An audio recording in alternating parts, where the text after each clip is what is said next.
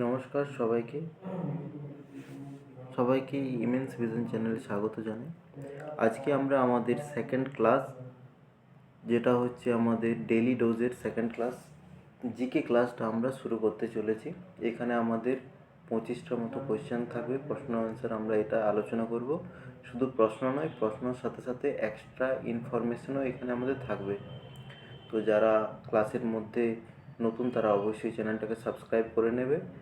আর আমাদের সকালে 9টার দিকে আমাদের ম্যাথ ক্লাস হয়, 12টার দিকে আমাদের 11টা থেকে 12টার মধ্যে আমাদের জিকে ক্লাস থাকে, আর 3টা থেকে 4টার মধ্যে আমাদের রিজনিং ক্লাস আপলোড হয়ে যাবে। তো সবাই এটা রেগুলার বেসিসে দেখলে আশা করি অনেকটা লাভবান হবেন। ঠিক আছে, দেখো তাহলে আমাদের প্রথম কোশ্চেন হচ্ছে, সারনাথের লায়ন ক্যাপিটাল কোন রাজা নির্মাণ করেছিল? দেখো, সারনাথের যে লায়ন ক্যাপিটাল, আমরা যেটাকে আমাদের অশোক স্তম্ভ বলছি,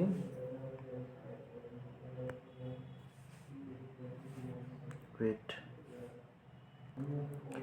তাহলে দেখো সারনাথের যে লায়ন ক্যাপিটাল, আমরা যেটা অশোক স্তম্ভ দেখি আমাদের, তো ভারতের বর্তমানে যে জাতীয় প্রতীক অশোক স্তম্ভ, সেটা কোথা থেকে নেওয়া হয়েছে? সেটা সারনাথে উত্তরপ্রদেশের সারনাথে একটা স্তম্ভ পাওয়া গেছে, যেটাকে বলা হয় সারনাথের স্তম্ভ, যেটা সারনাথ মিউজিয়ামে রয়েছে। আর সেটি নির্মাণ কে করেছিল? সেটা নির্মাণ করেছিল মৌর্য সম্রাট অশোক। সারনাথের জাতীয় ওই স্তম্ভটি নির্মাণ করেছিল, যেটা আমাদের জাতীয় প্রতীক। ঠিক আছে, এটা কি হচ্ছে আমাদের জাতীয় প্রতীক, আর এটাকেই আমরা কি বলি? অশোক স্তম্ভ বলি। এটা হচ্ছে অশোক স্তম্ভ। আর এটাতে কটা লায়ন থাকে? 4টা লায়ন আছে, 4টা সিংহ আছে, চারদিকে 4টি সিংহ আছে, আর পদ্মের লোটাসের উপর এটা রাখা। ঠিক আছে, তাহলে এটা সিংহ আছে কটা? সিংহ আছে 4টা, আর পদ্ম ফুলের বা লোটাসের উপর এটা রাখা আছে উল্টানোভাবে। ঠিক আছে, নেক্সট কোয়েশ্চেনে আমরা যাই। পশ্চিমবঙ্গের দীর্ঘতম নদী কোনটি? পশ্চিমবঙ্গের দীর্ঘতম নদী কোনটি? Option A Damodar, option B হচ্ছে হুগলি, অপশন সি হচ্ছে তিস্তা, আর অপশন ডি হচ্ছে মহানন্দা। দেখো, আমাদের যদি বলা হয় যে ভারতের সবচেয়ে দীর্ঘতম নদী কোনটা, তাহলে ভারতের সবচেয়ে দীর্ঘতম নদী হচ্ছে গঙ্গা নদী। আর যদি বলা হয় পশ্চিমবঙ্গের দীর্ঘতম নদী কোনটি, তাহলে পশ্চিমবঙ্গের দীর্ঘতম নদী হবে আমাদের কি? দামোদর নদী। এটা হয়ে যাবে আমাদের পশ্চিমবঙ্গের সবচেয়ে দীর্ঘতম নদী। নেক্সট প্রশ্নে যাই। মানবদেহে রক্তচাপ মাপা যন্ত্রের নাম কি? Option A barometer, option B হচ্ছে স্পিগমোম্যানোমিটার, অপশন সি হচ্ছে থার্মোমিটার, অপশন ডি হচ্ছে ল্যাক্টোমিটার। দেখো, ব্যারোমিটার কী জন্য ব্যবহার করা হয়? ব্যারোমিটার বায়ুর চাপ মাপতে ব্যবহার করা হয়। এটা কী জন্য ব্যবহার করা হয়? বায়ুর চাপ, এটা বায়ুর চাপ মাপতে ব্যবহার করা হয়। এইটা হবে আমাদের রাইট অ্যান্সার, যেটা রক্তের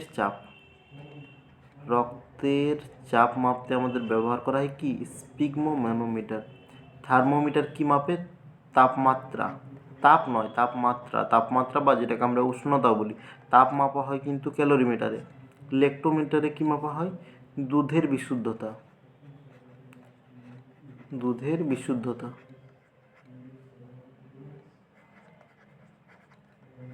ঠিক আছে,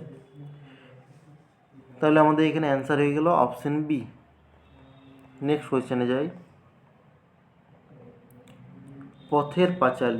পথের পাঁচালী চলচ্চিত্রটি কে পরিচালনা করে? দেখো, পথের পাঁচালী, এখানে দুটো অ্যান্সার হবে, দুটো অ্যান্সার নয়। পথের পাঁচালী যে উপন্যাসটা রয়েছে, উপন্যাসটা কে রচনা করেছিল? উপন্যাসটা রচনা করেছে বিভূতিভূষণ বন্দ্যোপাধ্যায়।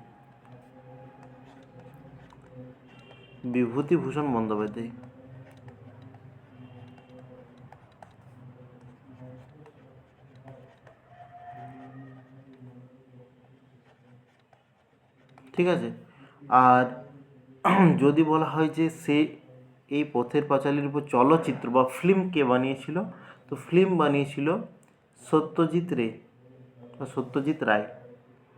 আর কত খ্রিস্টাব্দে বানিয়েছিল এটাও মনে রাখবে যে 1955 খ্রিস্টাব্দে মুভি বানানো হয়েছিল। নেক্সট দেখো, মিড ডে মিল প্রকল্পটি ভারতের প্রথম কোন রাজ্যে চালু হয়? মিড ডে মিল প্রকল্পটার জিনিসটা কি? মিড ডে মিল প্রকল্প হচ্ছে যে ছোট বাচ্চাদের পুষ্টিকর খাবার দেওয়া, স্কুলের মধ্যে ছোট বাচ্চাদের পুষ্টিকর খাবারের ব্যবস্থা করে দেওয়া। এটা কত খ্রিস্টাব্দে চালু হয়েছিল প্রথম? এটা 1960 খ্রিস্টাব্দে প্রথম চালু হয়েছিল। 1960 খ্রিস্টাব্দে প্রথম চালু হয়েছিল। আর কোথায় চালু হয়েছিল এটা? এটা চালু হয়েছিল তামিলনাড়ুতে। তামিলনাড়ুতে এটা প্রথম চালু হয়েছিল। তাহলে আমাদের অ্যান্সার কি হয়ে যাবে? Option C.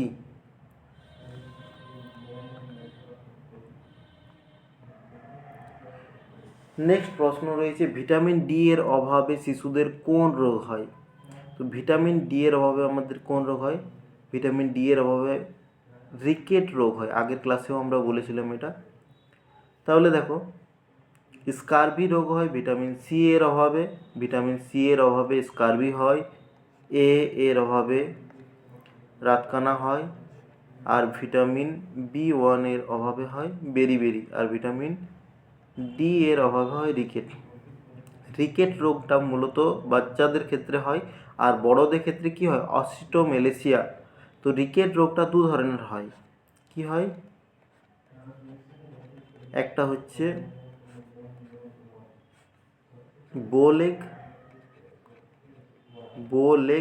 বোলেগ আর একটা হচ্ছে নকনি।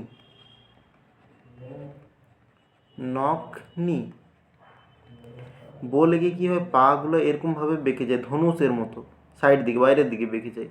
আর নকনিতে কি হয়? যে ভিতরের দিকে হাঁটুগুলো এরকমভাবে টাচ হয়ে যায়, এটা নকনি বলা হয়। ঠিক আছে, নেক্সট দেখো, 2025 সালে আইসিসি চ্যাম্পিয়ন্স ট্রফি কোথায় অনুষ্ঠিত হয়েছিল? অপশন এ হচ্ছে ভারত, অপশন বি হচ্ছে ইংল্যান্ড, অপশন সি হচ্ছে অস্ট্রেলিয়া, আর অপশন ডি হচ্ছে পাকিস্তান। তাহলে দেখো, এটা রাইট অ্যান্সার কী হবে? এটা রাইট অ্যান্সার হবে পাকিস্তান। 2025-এর আইসিসি চ্যাম্পিয়ন্স ট্রফি কোথায় অনুষ্ঠিত হয়েছিল? পাকিস্তান। কিন্তু কি ভারতের যে ম্যাচগুলো বা ফাইনাল ম্যাচটা কোথায় খেলা হয়েছিল? সেটা দুবাইয়ে খেলা হয়েছিল। ঠিক আছে,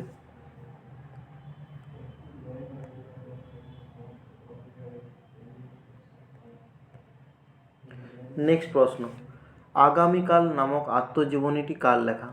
আগামীকাল নামক আত্মজীবনীটি কার লেখা? অপশন এ হচ্ছে জ্যোতি বসু, অপশন বি হচ্ছে বুদ্ধদেব ভট্টাচার্য, অপশন সি হচ্ছে প্রমোদ দাশগুপ্ত, আর অপশন ডি হচ্ছে মমতা বন্দ্যোপাধ্যায়। তো এটা রাইট অ্যান্সার হবে জ্যোতি বসু। অপশন এ হচ্ছে আমাদের রাইট অ্যান্সার। জ্যোতি বসু কে ছিলেন? জ্যোতি বসু ছিলেন আমাদের প্রাক্তন মুখ্যমন্ত্রী।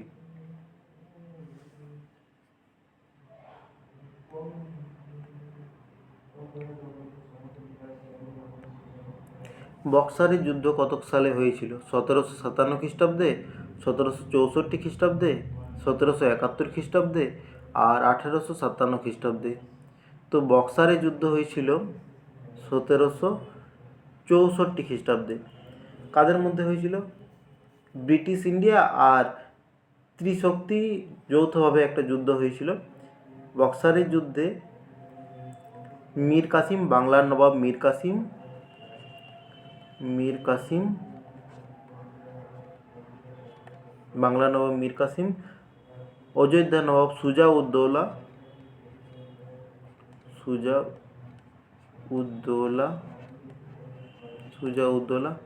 বানানটা ভুল হতে পারে, আর শাহ আলম, মোগল সম্রাট শাহ আলম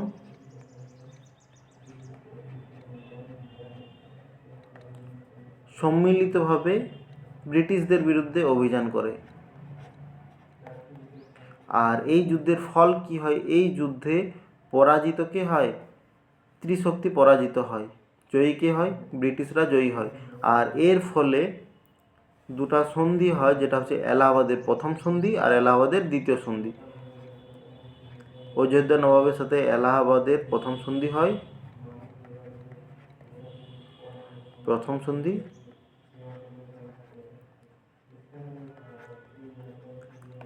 আর মুঘল সম্রাটের সাথে শাহ আলমের সাথে এলাহাবাদের দ্বিতীয় সন্ধি হয়।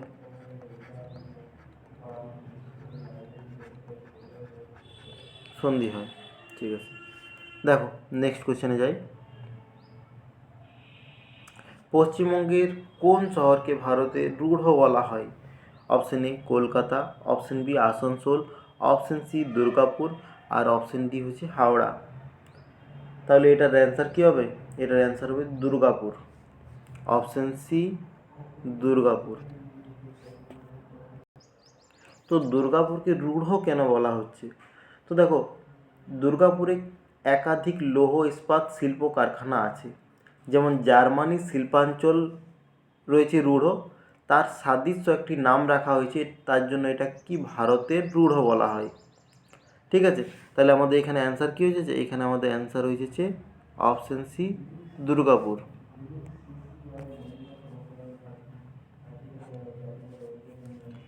নেক্সট প্রশ্নে যাই।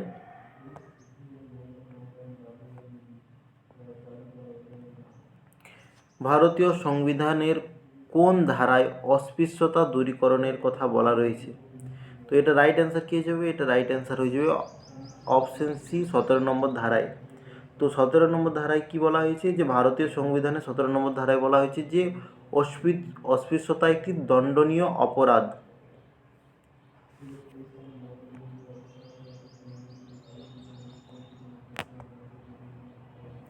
নেক্সট,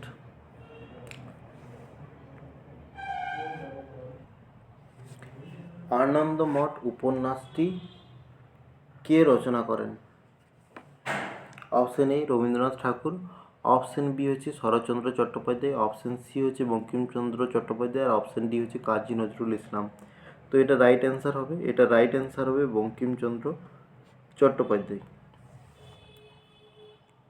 এক সেকেন্ড, বঙ্কিমচন্দ্র চট্টোপাধ্যায়। তো এটার কিছুগুলো এক্সট্রা ইনফরমেশন মনে রাখবে, যে কত সালে লেখা হয়েছে। আনন্দমঠ উপন্যাসটি লেখা হয়েছে 1882 খ্রিস্টাব্দে। আর কোন পটভূমির ওপর এটা লেখা হয়েছে? মনে রাখবে যে সন্ন্যাসী ফকির বিদ্রোহের পটভূমিতে এটি লেখা হয়েছে।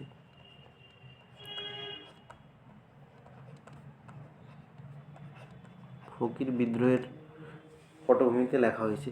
আর মনে রাখবে যে আমাদের বিখ্যাত স্লোগান আর ভারতের যে রাষ্ট্রীয় গান রয়েছে বা ন্যাশনাল সং যেটা আমরা বলছি বন্দে মাতরম, বন্দে মাতরম, সেটা আনন্দমঠ উপন্যাস থেকেই নেওয়া হয়েছে, আনন্দমঠ উপন্যাস থেকে নেওয়া হয়েছে। আর মনে রাখবে আর একটা পয়েন্ট, যে এটা প্রথম কংগ্রেসের কোন অধিবেশনে গাওয়া হয়েছে? তো 1896 এর কলকাতা অধিবেশনে, কংগ্রেসের কলকাতা অধিবেশন 1896।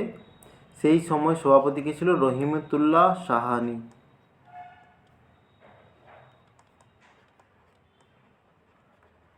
রহিমতুল্লাহ সাহানি সেই সময় প্রথম এই গানটি গাওয়া হয়।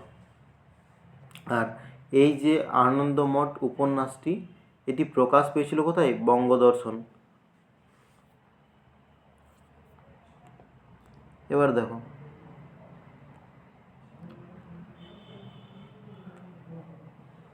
লক্ষ্মীর ভাণ্ডার প্রকল্পে সাধারণ শ্রেণীর মহিলাদের মাসিক কত টাকা করে ভাতা পান? তো দেখো, রিসেন্টলি একটা আপডেট হয়েছে। দেখো, তার আগে বলে দিচ্ছি যে লক্ষ্মীর ভাণ্ডার কত সালে চালু হয়। তো লক্ষ্মীর ভাণ্ডার চালু হয়েছিল ফেব্রুয়ারি মাসের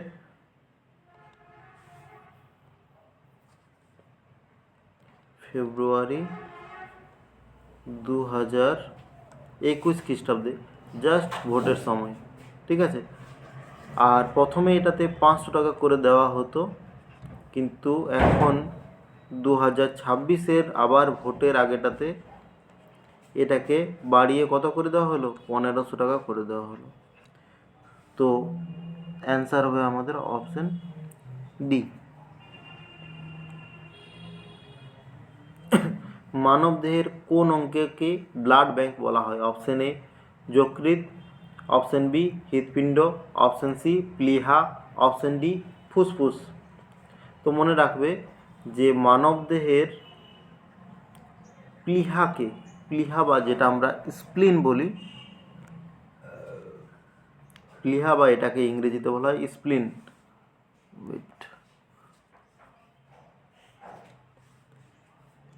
এখানে কি হয়, 1 ইউনিট পর্যন্ত রক্ত সঞ্চিত থাকে। 1 ইউনিট বলতে কত বোঝানো হচ্ছে, নর্মালি ওজন হিসাবে ইউনিট ধরা হয়, কিন্তু এটা মোটামুটি 350 থেকে 450 গ্রাম পর্যন্ত হয়। আর এই ব্লাডটা কি হয়, এমার্জেন্সি স্থিতি বা অ্যাক্সিডেন্ট বা কোথাও কিছু যদি রক্তক্ষরণ হয়, তাহলে সেই ক্ষতিপূরণ পূরণের জন্য স্প্লিন থেকে এই রক্তটি বা প্লীহা থেকে এই রক্তটি রিলিজ করা হয়, সঞ্চালন করা হয়। আর সেই জন্যই যখন আমরা রক্তদান করি তখন কি করে আমাদের বডি সেই রক্তটার ঘাটতি পূরণ করে এই প্লীহা থেকে। আর 3 মাস পর্যন্ত এই রক্তটাকে আবার তৈরি হতে আমাদের সময় লাগে প্লীহার মধ্যে, ওই জন্য 3 মাস পর্যন্ত ব্লাড ব্যাংক থেকে সবাইকে সার্টিফিকেট দেওয়া হয়, যাতে সেই রক্তটা আবার সে যদি প্রয়োজন হয় 3 মাসের মধ্যে, তাহলে সে রক্ত পেতে পারে। সিপাহী বিদ্রোহের প্রথম শহীদ কে ছিল? Option A Mangal Pandey, option B Tatya Tope, option C হচ্ছে ঝাঁসি রানী লক্ষ্মীবাই, আর অপশন ডি হচ্ছে নানা সাহেব।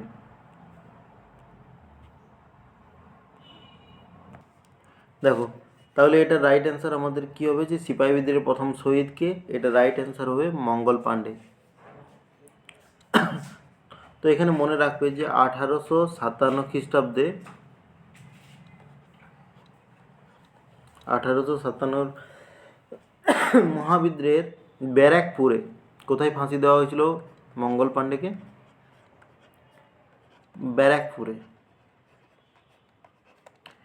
ব্যারাকপুরে ব্রিটিশদের বিরুদ্ধে মানে বিদ্রোহ করায় তাকে ফাঁসি দেওয়া হয়। তাছাড়া তাতিয়া টোপি আর নানা সাহেব কোথা থেকে লড়েছিল? কানপুর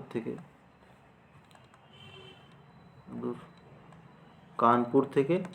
আর ঝাঁসি রানী লক্ষ্মীবাই ঝাঁসি থেকে লড়েছিল, ঠিক আছে, ঝাঁসি থেকে বিদ্রোহ করেছিল 1857 মহাবিদ্রোহ।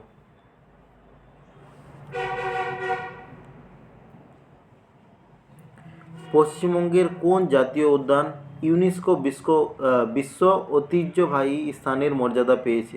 অপশন এ গরুমারা জাতীয় উদ্যান, অপশন বি জলদাপাড়া জাতীয় উদ্যান, অপশন সি হচ্ছে সুন্দরবন জাতীয় উদ্যান, আর অপশন ডি হচ্ছে নেওরা ভ্যালি জাতীয় উদ্যান। তাহলে দেখো এটা রাইট অ্যান্সার কী হবে? এটা রাইট অ্যান্সার হবে সুন্দরবন জাতীয় উদ্যান। অপশন সি হচ্ছে আমাদের এখানে রাইট অ্যান্সার। কত সালে পেয়েছিল ইউনেস্কো সাইটের তকমা? তো মনে রাখবে যে 1987 খ্রিস্টাব্দে সুন্দরবন ইউনেস্কো সাইটের তকমা পায়। আর আরেকটা পয়েন্ট মনে রাখবে যে এই সুন্দরবনেই 2019 খ্রিস্টাব্দে রামসার সাইট হিসাবে ঘোষণা হয়।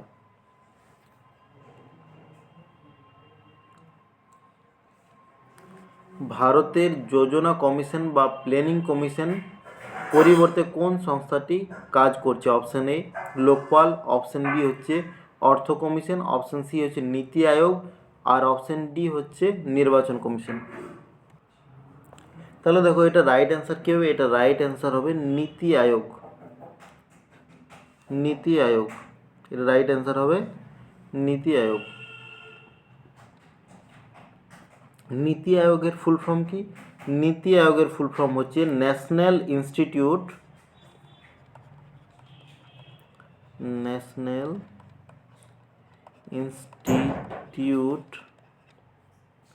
For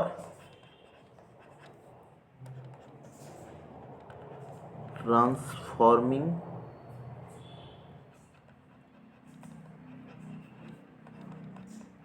India. এটা কত খ্রিস্টাব্দে এটার গঠন করা হয়? এটা 2015 সালে এটার গঠন করা হয়, ঠিক আছে। আর প্ল্যানিং কমিশনের পরিবর্তে এটাকে গঠন করা হয়েছিল। এটার চেয়ারম্যান রয়েছে কে? এটা চেয়ারম্যান রয়েছে আমাদের প্রাইম মিনিস্টার নরেন্দ্র মোদী।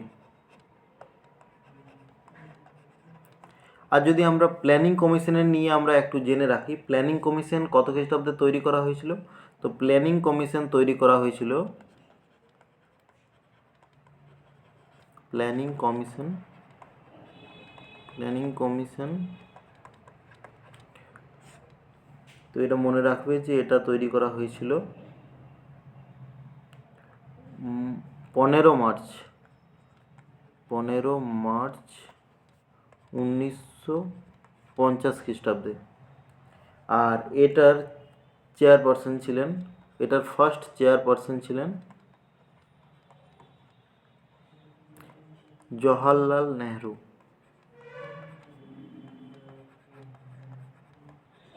ঠিক আছে। আর একটা এখান থেকে প্রশ্ন আসে যে কোন কমিটির নির্দেশে প্ল্যানিং কমিশন গঠন করা হয়েছিল? তাহলে ওটা মনে রাখবে যে কেসি নিয়োগী কমিটির রিপোর্ট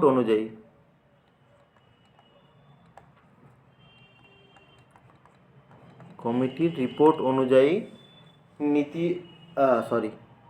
প্ল্যানিং কমিশন বা যোজনা কমিশন গঠন করা হয়েছিল। মেঘনাদ বধ কাব্যগ্রন্থ কে রচনা করে?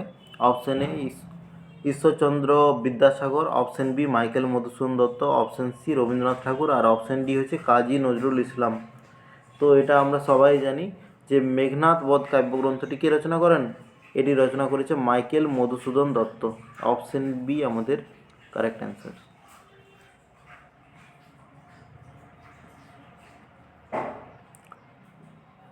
রাজ্যসভা সদস্যদের কার্যকালের মেয়াদ কত বছর? অপশন এ 4 বছর, অপশন বি হচ্ছে 5 বছর, অপশন সি হচ্ছে 6 বছর, আর এটি একটি স্থায়ী কক্ষ।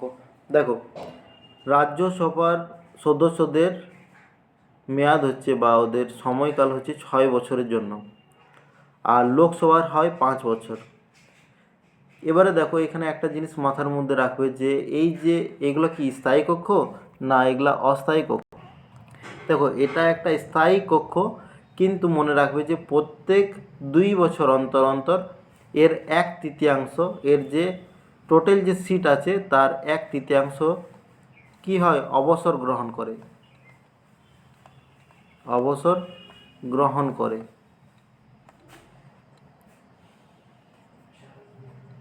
2 বছর অন্তর অন্তর।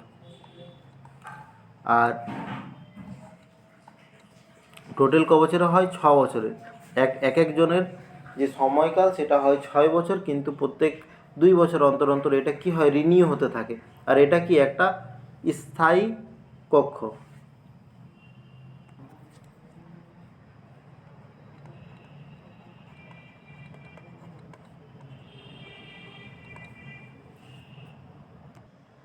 আমাদের পরবর্তী প্রশ্ন হচ্ছে ভারতের তোতা পাখি কাকে বলা হয়? তো এটা রাইট অ্যান্সার হবে আমির খুসরুকে ভারতের তোতা পাখি বলা হয়।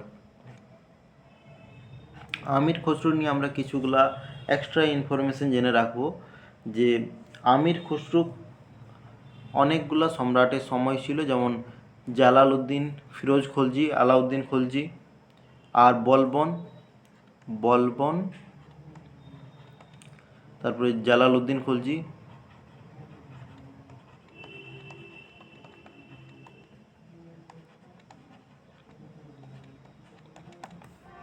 আর আলাউদ্দিন খলজি।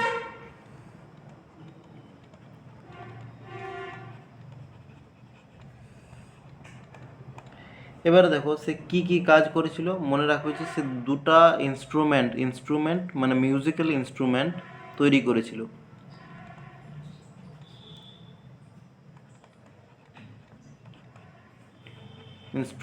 সেগুলো কি কি? একটা হচ্ছে তবলা,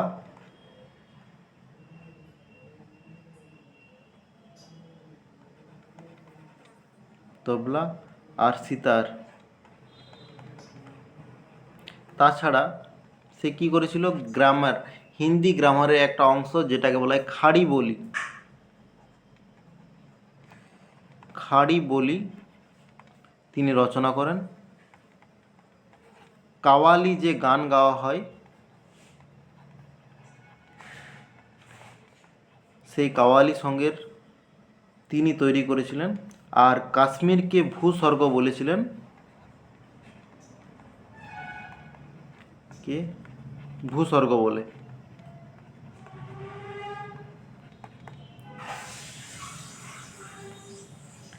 তিনি আলাউদ্দিন খলজিকে সুলতান-এ জাহান উপাধি দিয়েছিলেন।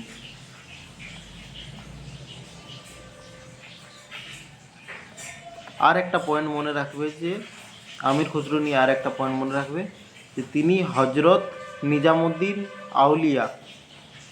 তিনি হজরত নিজামুদ্দিন আউলিয়া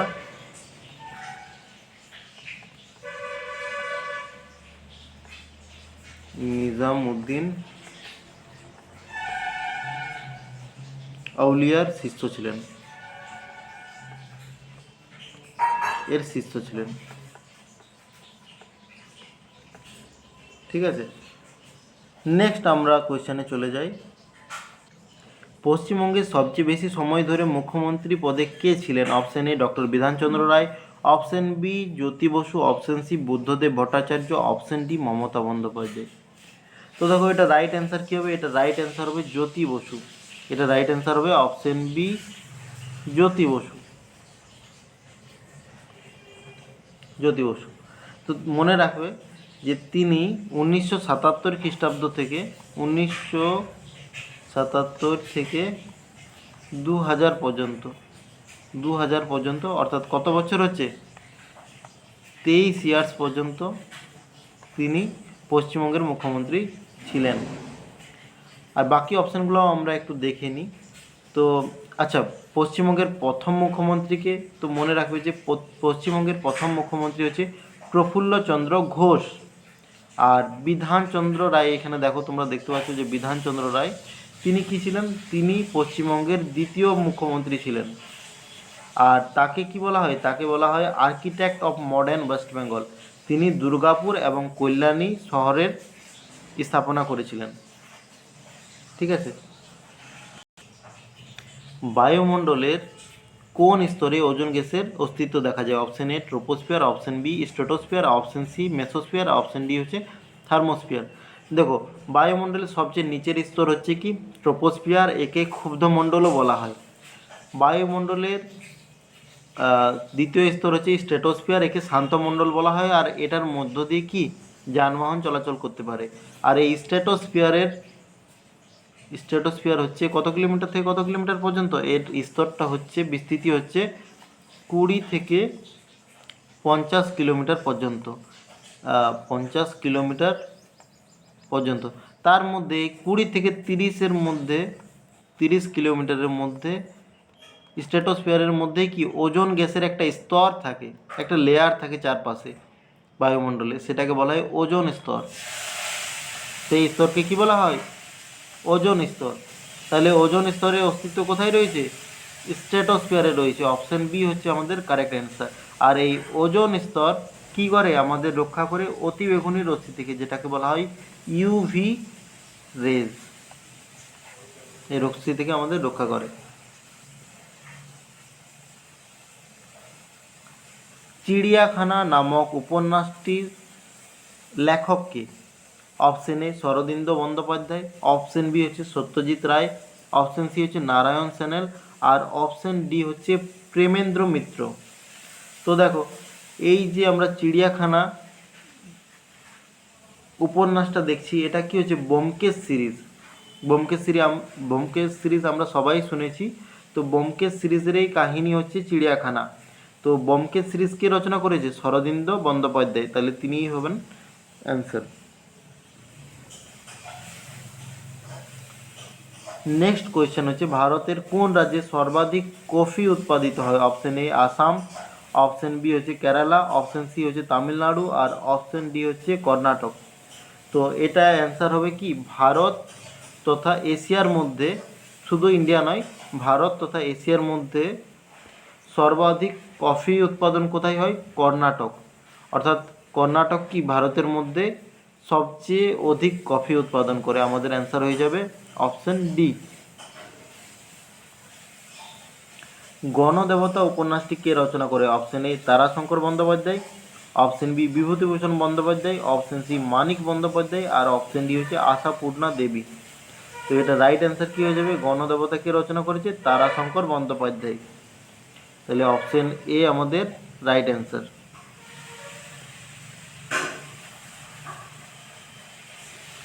আর আরেকটা জিনিস মনে রাখবেন, তিনি এই উপন্যাসের জন্য কি পুরস্কার পেয়েছিলেন? জ্ঞানপীঠ পুরস্কার পেয়েছিলেন। জ্ঞানপীঠ পুরস্কার পায়, পুরস্কার পান।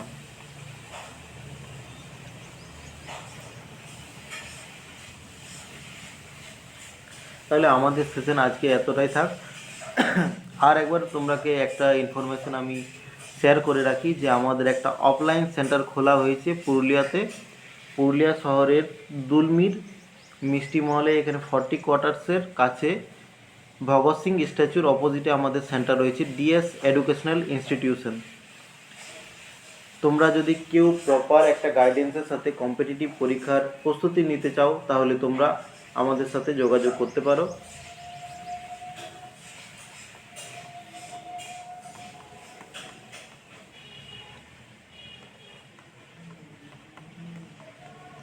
তাছাড়া কারো কোনো যদি ইনকোয়ারি থাকে তাহলে আমার ফোন নাম্বার এখানে আমি দিচ্ছি, যেটাতে তোমরা কন্ট্যাক্ট করতে পারো।